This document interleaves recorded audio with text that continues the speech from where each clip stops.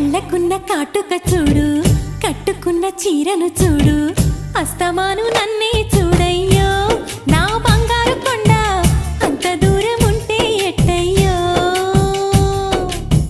చెవులకున్న దుద్దులు చూసా, ముక్కుకున్న ముక్కెర చూసా, చూడమన్నవన్నీ చూశానే. నా పువ్వుల దండ చూపకుండా ఎన్నో దాచావే.